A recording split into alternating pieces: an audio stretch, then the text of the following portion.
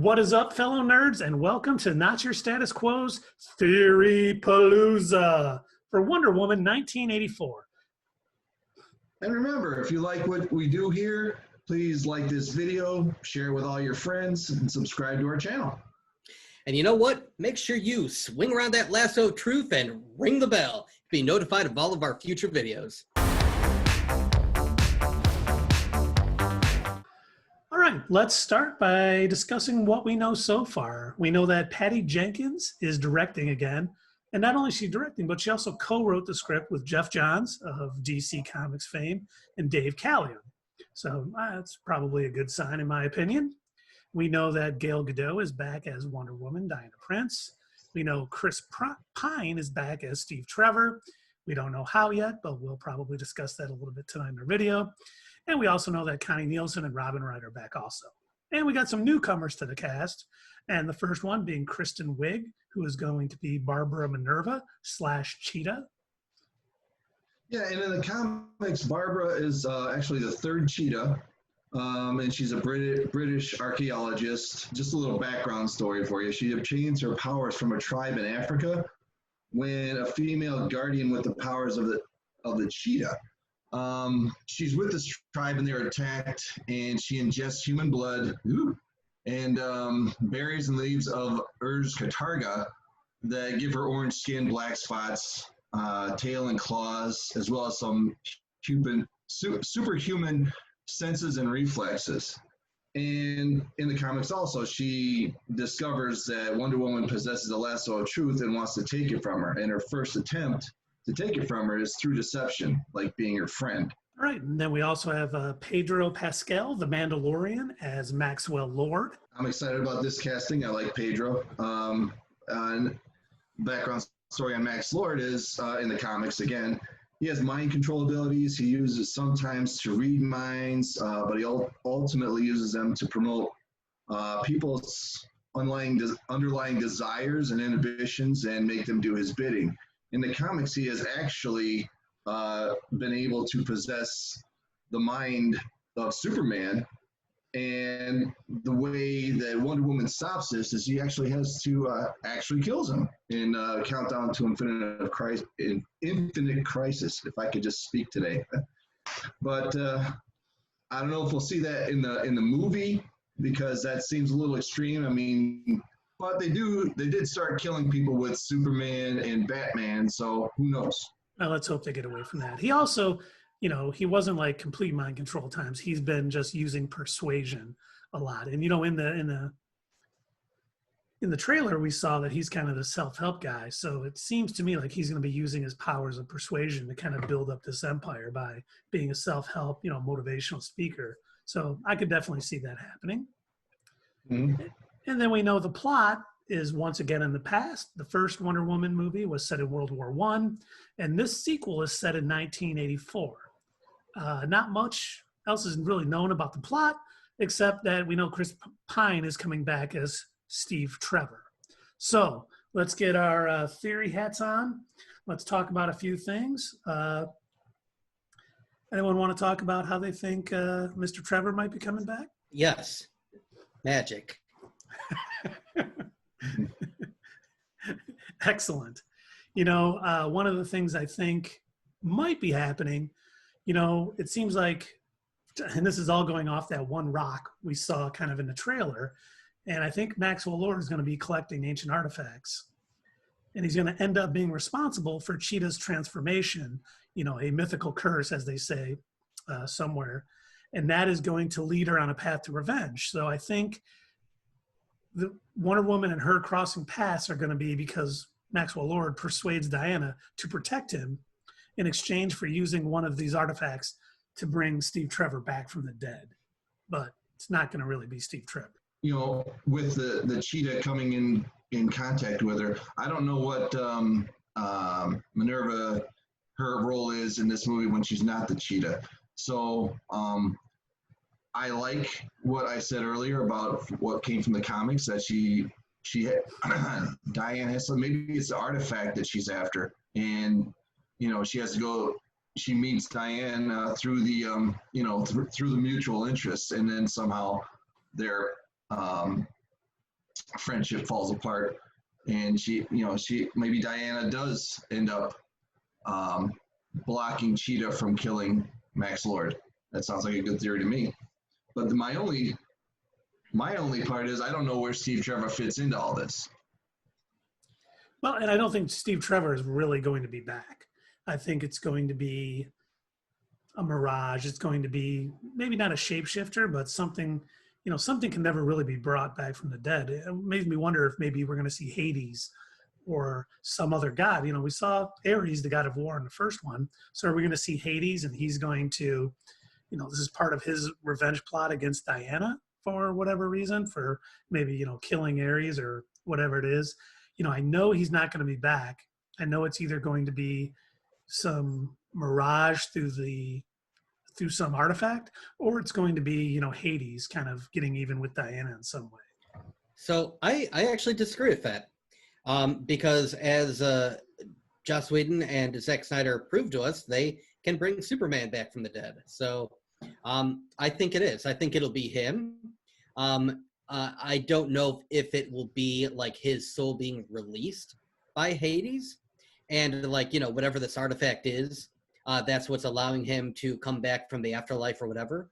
But the way that he's acting in the previews, it's very reminiscent of Diana when she was discovering, Great Britain and everything, getting fitted for a dress. She was that fish out of water sort of character, and he's very much acting very similar as that fish out of water character, but he still has a lot of the mannerisms that Steve Trevor had in the first movie. So I think it is him, and I think what's going to end up happening, and I hope I'm not right about this, but I have a feeling it's just going to be another sacrifice ending for him, where he realizes that he has to, return into death or return to the afterlife or whatever it is that he has to do. I think he's going to basically have to give up his life again in order to make sure that Wonder Woman can save the world.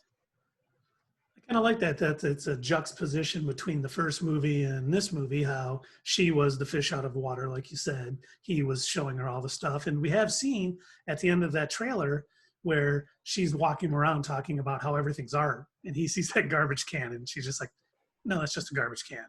So we could see that, juxtapositioning between the two. And now, it's really, go ahead. I'm sorry. No, go ahead. It's really within his character to do that, to give himself up for the greater good. So that really makes a lot of sense. And now that's one theory I have. I also was thinking a lot about this, and I think Maxwell Lord is definitely going to be the reason Cheetah or Barbara Minerva becomes Cheetah. But I also think he may be using, because we see that they're kind of friends at the beginning of the trailer, where they're talking about being in love once, and she's like, oh, so many times.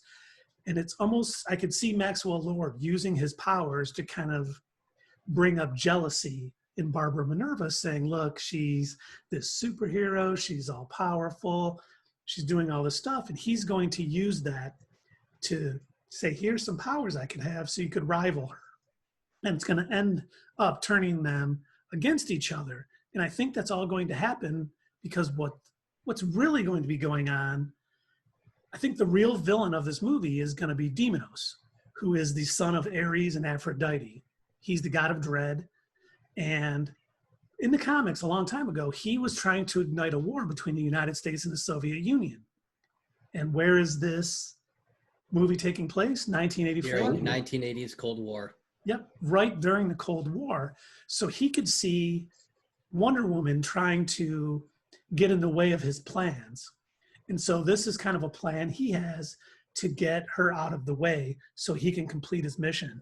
And I've thought about this a few times. I don't know if Deimos is actually going to show up, or if Maxwell Lord is actually going to be Deimos. He's going to be the son of Ares and Aphrodite and just posing as a human in Maxwell Lord. But I definitely think he is going to be, either he or Deimos is going to be trying to start a war. Wonder Woman gets in the middle of it, and then he kind of creates Cheetah to get her out of the way.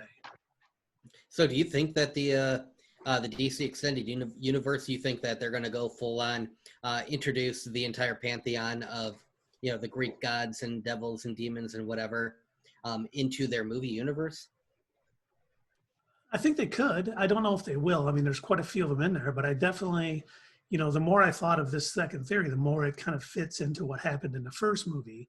And it was always, well, why'd she jump from World War I to 84? Well, there's another war technically going on, and it would, have time for this Demonos to plot and plan and, get basically revenge against Wonder Woman for what she did to his dad, back in World War I. I definitely am glad that you're giving a much better reason than what I had. I honestly thought that they had just picked the 80s timeline for the aesthetic, just because it's it's that right time for 80s nostalgia to take over. It worked so well for a lot of other movies that have already come out that have like a exactly, yeah.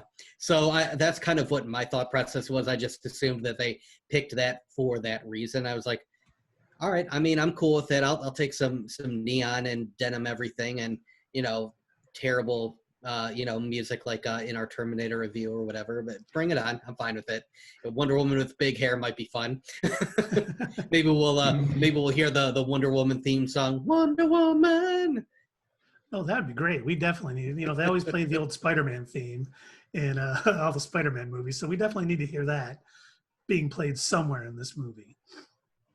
Yeah. Oh, and that's a good point. If they do it in the similar style to the Raimi Spider-Man films, where you just have like somebody like a street musician or whatever, that'd be great. I'm definitely on board. And then kind of the final thing I wanted to talk about tonight, and I know we talked about this in our Wonder Woman 1984 trailer breakdown, is about the golden eagle armor that we see her wearing. Now, in the trailer, we kind of theorized that because of the things being said and going on, that he's going to be able to bring Steve back, but she has to lose her powers. And maybe that's why she's wearing the golden eagle armor. And I was kind of thinking about this. She also could be wearing it in this movie to defend against Cheetah's claws. Because, one of the things, Cheetah was always able to cut her with these supernatural claws she has. And I wonder if it's going to be, Wonder Woman actually loses in a fight and then comes back knowing she needs this golden eagle armor to actually defeat, Cheetah in a fight, and then take on, finish off Maxwell Lord and make sure that, this war between the United States and the Soviet Union never happens. I like your theory, but may I introduce one dumber? Always. What if, going back to what you were talking about, this taking place during the Cold War, and how America was super afraid of communism. What if it's literally she's just trying to prove to everybody? Maybe she's got like a lawyer or friends, or she's got some sort of manager or whatever or a military consultant or something that's like, hey, maybe you should dress more American with like eagles and red, white, and blue, and really prove to everybody that you're not a dirty commie. I hope that's not the case. Doesn't she set up base in Paris anyway? Or is it going to be that she's showing how rich she is by wearing golden eagle armor? And then Maxwell Lord's going to be all mad and be like, well, I'm going to make you wear a barrel by the end of this, Diana Prince. This is Wonder Woman. I'll form an Injustice League. Where's Lex Luthor? No, he actually did do that in the comics. Didn't he form like his own, like out of the original Suicide Squad or something? Justice League International. Yeah, that was it. There you go. Yep. Didn't he? Yeah. I wonder if he'll have plans to do that. Like he'll be sitting on a ship with Lex Luthor. We could form our own Justice League International. Or it'll be on his computer, plans for Super Team, Justice League International. Well, anyway, I think we're all pretty excited for Wonder Woman 1984. As you know, it should have been out already. It was originally, coming out June 5th. This is obviously after that.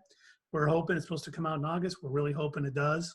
Do you guys like our theories? We had some good ones, some dumb ones, some made for laughs. But what do you guys think? What do you think is going to happen in the movie? Hopefully we'll get another trailer here coming pretty soon. We'll know a little bit more about it. But let us know what you think. What are your theories? We'd love to hear them.